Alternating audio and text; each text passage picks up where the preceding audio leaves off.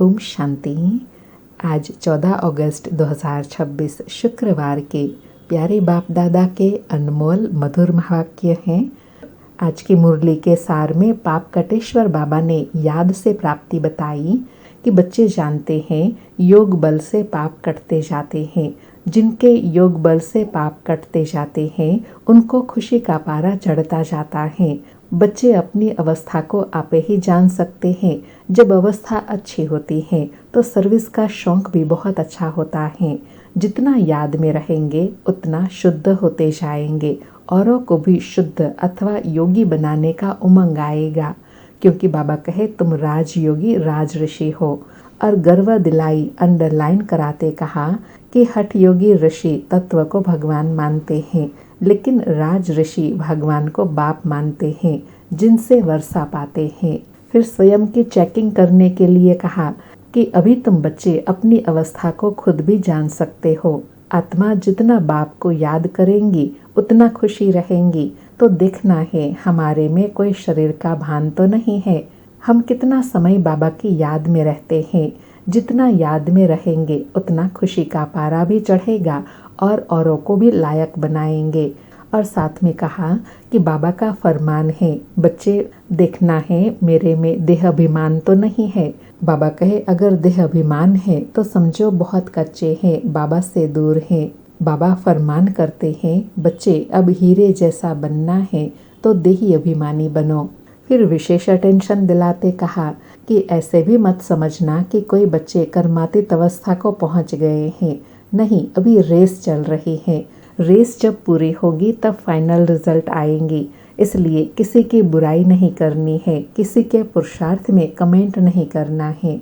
अंत में ही सबका पता पड़ेगा कौन कितना पुरुषार्थ करते हैं। बाबा कहे इस समय एक भी कर्मातीत अवस्था को पा ना सके। अभी एक रस अवस्था किसी की बनी नहीं है। तुम अभी विश्व का मालिक बनने का पुरुषार्थ करते हो। कम बात है क्या? तो अपनी जांच करते रहना है। और कर्म भोग को स्पष्ट करते कहा कि बीमारी आदि होती है, इसको कर्म भोग कहा जाता है।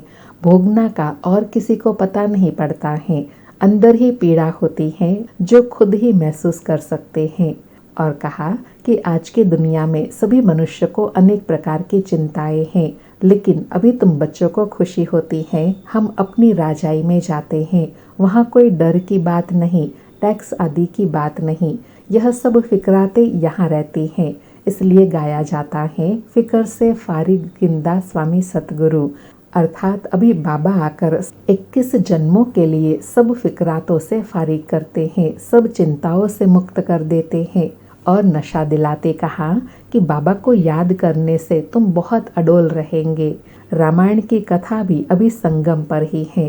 तुम ही महावीर बनते हो। अभी जब निश्चय होता है तो आत्मा कहती है हमको रावण हिला ना सके, अर्थात कोई भी कमी अवगुण बुराई हमको हिला नहीं सकता।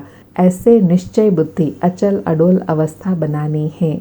और साथ में कहा जितना बाप को याद करने का पुरुषार्थ करेंगे उतना फायदा है। पुरुषार्थ करने का समय अभी है, फिर विनाश की धूमधाम होंगी। और आज विशेष बाबा ने अंडरलाइन कराते कहा कि संगम युगी शरीर की बहुत संभाल करनी है, क्योंकि यह अंतिम जन्म का अंतिम शरीर है। इसमें ही पुरुषार्थ कर कर्मातीत अवस्था को पाना है। जीते रहेंगे तो बाप को याद करते रहेंगे। इसलिए बाबा कहते हैं बच्चे जीते रहो।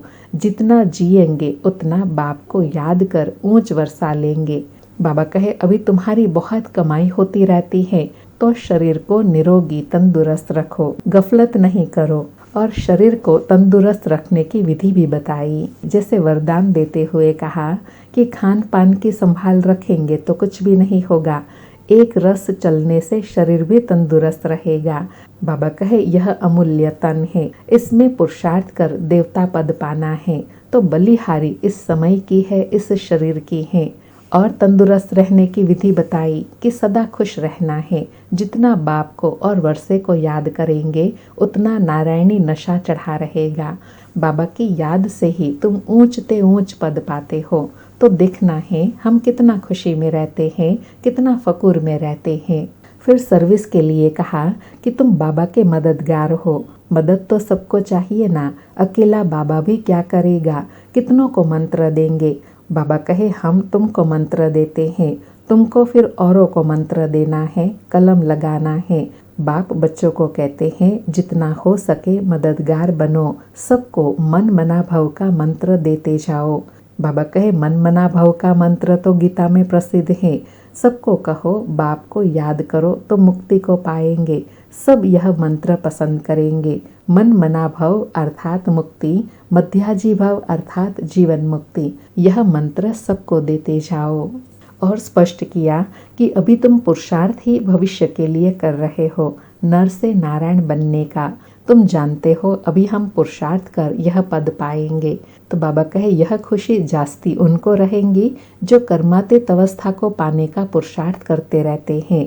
कहते हैं बाबा हम मम्मा बाबा को फॉलो करेंगे, तब तो तख्त नशीन बन सकेंगे।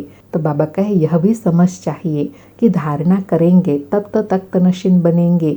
समझना है हम कितना सर्विस करते हैं, कितना खुशी में रहते हैं। और बाबा कहे जितना खुशी में रहेंगे तो दूसरों को भी खुशी में लाएंगे। अंदर कोई खराबी होगी तो दिल खाती रहेंगी। और लास्ट में निरहंकारी बाबा ने स्पष्ट करते कहा कि तुम मुझे अविनाशी सर्जन कहते हो, यह जास्ती महिमा कर दी है। वास्तव में मैं पतित पावन हूँ, आकर पतितों को पावन बनाता हूँ। यह तो सिर्फ महिमा है। बाप तो सिर्फ कहते हैं मुझे याद करो तो तुम्हारे विक्रम विनाश होंगे। माम एकम याद करो, जितना याद करेंगे उतना ऊंच पद पाएंगे। और साथ में कहा कि ऊंच पद पाने के लिए मेहनत करनी है। तुम विश्व को पवित्र बनाते हो, कितना भारी मर्तबा है। तुम सब अपनी सहयोग की अंगुली देकर कलयुगी पहाड़ को पलटाते हो। बाकी सचमुच कोई पहाड़ आदि की बात नहीं है, अर्थात दुख अशांति से छुड़ाई सुख शांति में ले जाने के लिए सहयोगी बने हो। सुनते हैं प्यारे बाप दादा के अनमोल मधुर महावाक्य। आज बाबा कहे मीठे बच्चे अपने आप से पूछो कि मैं आत्मा कितना शुद्ध बना हूँ। जितना शुद्ध बनेंगे उतना खुशी रहेंगी, सेवा करने का उमंग आएगा। मीठे बच्चे रोज अपने आप से पूछो कि मैं आत्मा कितना शुद्ध बना हूँ। जितना शुद्ध बनेंगे उतना खुशी रहेंगी, सेवा करने का उमंग आएगा।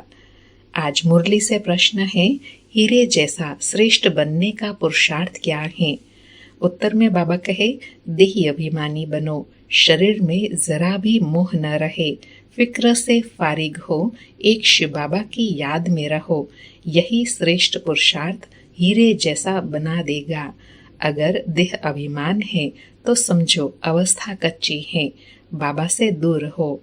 तुम्हें इस शरीर की भी संभाल करनी है, क्योंकि इस शरीर में रहते कर्मातीत अवस्था को पाना है। बाबा कहे ना देह अभिमान में आना है और ना लापरवाह बनना है। कर्मातीत अवस्था बनने तक इस शरीर की संभाल करनी है। आज मुरली में गीत बजा, मुखड़ा देख ले प्राणी जरा दर्पण में। सारी मुरली से धारणा के लिए सार है। पहला पॉइंट, बाप समान निरअहंकारी बनना है। इस शरीर की संभाल करते हुए शिव बाबा को याद करना है।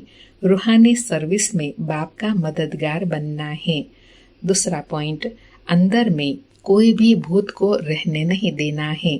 कभी किसी पर क्रोध नहीं करना है। सबसे बहुत प्यार से चलना है। माता पिता को फॉलो कर तख्त नशीन बनना है। आज का वरदान है, स्वार्थ शब्द के अर्थ को जान, सदा एक रस स्थिति में स्थित होने वाले सहज पुरुषार्थी भव।